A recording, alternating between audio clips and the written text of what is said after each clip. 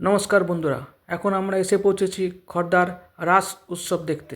বাংলায় যে কয় জায়গায় রাস উৎসব পালন করা হয় 400 বছর পুরনো খর্দার রাস মূল মন্দির থেকে শ্যামসুন্দর জিউ এবং রাধিকার শোভাযাত্রা বেরিয়ে পড়েছে। আপনারা দেখতেই পাচ্ছেন খুব সুন্দর শোভাযাত্রা। শ্যামের মন্দির থেকে এই শোভাযাত্রা রাস মঞ্চের দিকে যাচ্ছে। আমরা একটু দেরি করে ফেলেছিলাম, তাই শ্যামের মন্দির থেকে পালকিতে ঠাকুরকে তোলার বিষয়টা আমরা দেখাতে পারলাম না, ক্ষমা করবেন। আমরা দেখাচ্ছি পালকিতে তোলার পর থেকে। দেখুন পালকিতে চড়ে শ্যামসুন্দর জিউ এবং রাধিকা মঞ্চের দিকে রাসকোলার দিকে এগিয়ে চলেছে। মোটামুটি 3 ঘন্টা লেগে যায়। যেখানে শ্যামের মন্দির থেকে রাসলীলা মঞ্চে আসতে এখানে লীলা করবেন। আজকে প্রথম দিন আজ আসছেন নটবর সাজে, দ্বিতীয় দিন আসবেন রাজার বেশে, আর তৃতীয় দিন আসবেন রাখালের মতন রাখাল বেশে।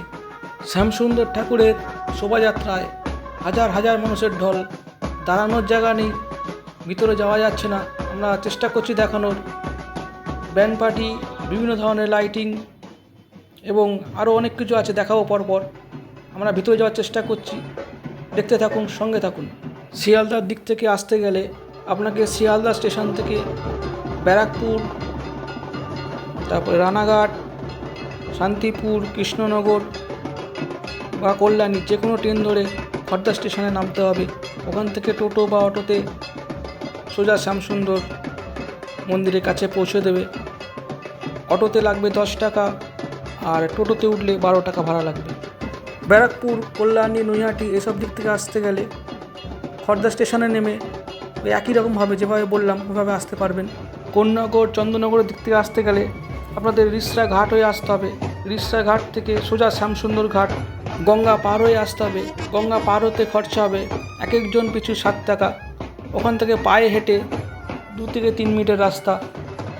আপনারা দেখতে থাকুন শ্যামসুন্দর শোভাযাত্রায় মা দুর্গার উপস্থিতি। দেখুন মা দুর্গা তার বাহনকে সঙ্গে করে নিয়ে নৃত্য করছে, আপনারা নিশ্চয়ই দেখতে পাচ্ছেন।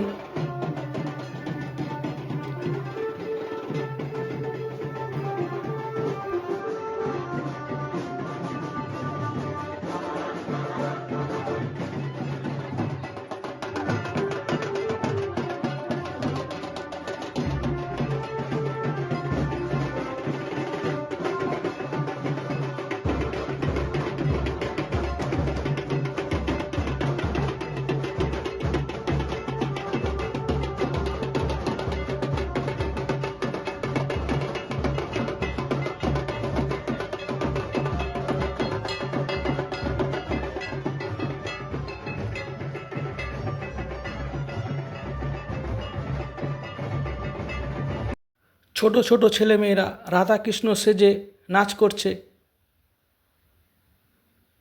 দেখুন ছোট ছোট ছেলেমেয়েরা কীভাবে রাধাকৃষ্ণ সেজে নাচ করছে, এবং বয়স্করাও নাচের তালে তালে এগিয়ে চলেছে রাসকোলা মঞ্চের দিকে। উৎসবের শেষ দিনে বিশাল বড় একটি পাত্রে খিচুড়ি রাখা হয় এবং সমস্ত ভক্তরা যে যার মতন নিজের ইচ্ছা মতন খিচুড়ি লুট করে, তাই একে বলা হয় খিচুড়ি লুট। এখন আমরা যাচ্ছি শ্যামসুন্দর মন্দিরে, যেখানকার ঠাকুর এখন শোভাযাত্রার মাধ্যমে রাসমঞ্চের দিকে এগিয়ে চলেছে। আমরা একটু ব্যাক করে এসেছি। মূল মন্দিরে প্রবেশের বাঁ দিকে মদনমোহন ঠাকুর বাটি, এখানেও রাধাকৃষ্ণর মূর্তি আছে। এখানে পূজা অর্চনা চলছে, এখানেও রাস উৎসব পালন করা হচ্ছে। দেখুন রাধাকৃষ্ণর মূর্তি।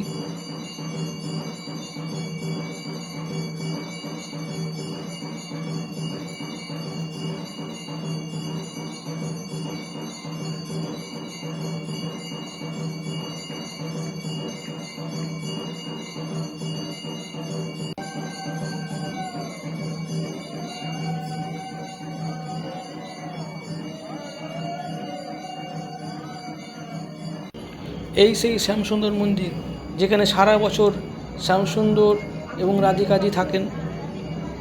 এখন ওনারা বেরিয়েছেন রাসলীলা করতে, রাসকোলা মঞ্চের দিকে চলেছেন। আমাদের সঙ্গে থাকবেন।